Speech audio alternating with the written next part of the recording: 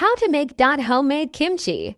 Hello guys! Tara gawa tayo ng kimchi guys dahil napakamahal ng kimchi dito. So ayan guys, minabad ko po siya ng 2 hours sa asin.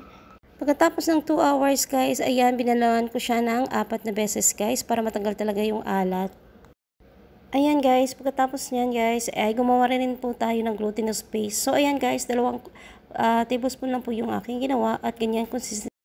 Pagkatapos natin guys gumawa ng glutinous rice, ay nagprepare na rin po ako ng ating mga sangkap. Ayan yung ating gagawing paste guys. Gochujang paste, tsaka ginger, garlic, at meron din po tayo ng shrimp paste, at meron din po tayong anchovies, at meron din po tayong patis.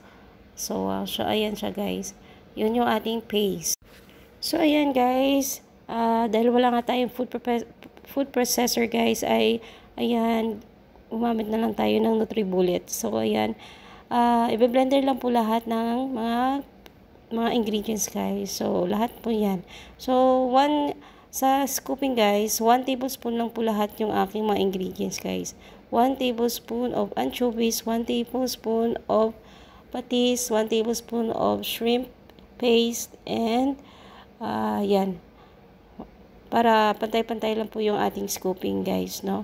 Para magdagdag na lang po tayo kung nakukulangan po kayo sa lasa guys.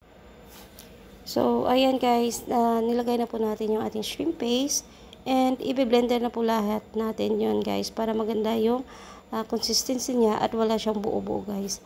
So ayan guys, ito na pala yung napa-cabbage na ating binanlawan guys at din-rain lang po natin para matanggal yung mga excess water siya guys. So para maganda yung napa-cabbage natin at hindi po siya masyadong matubig guys kasi.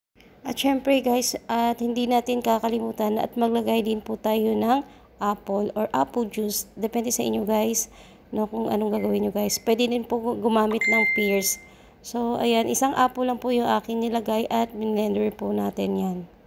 At syempre, dinagdagan ko na rin po ng 1 scoop na brown sugar guys para mag-balance yung lasa.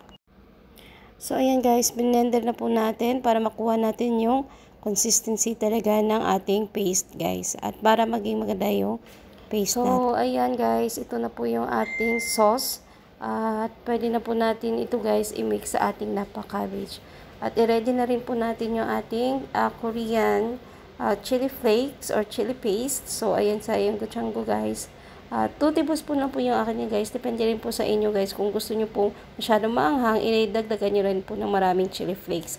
So ayan guys, i-mix lang po natin yan. So ready na po sa ating mekos guys para.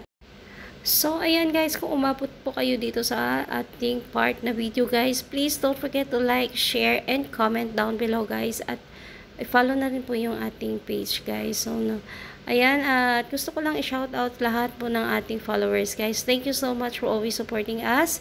And please follow us guys para makareach din po tayo ng 5,000 followers. So thank you so much guys. Sana nag-enjoy po kayo sa aking paggawa ng kimchi guys. So ayan, meron na po kaming kimchi. And makakasave na rin po kami yan guys kasi medyo matagal na rin po namin yan mauubos. So ayan, nakagawa po rin po ako nyan guys ng 3 jar. So yan guys, no, 3 jar po yung ating nagawang kimchi para sa ating pag araw-araw na pagda-diet guys.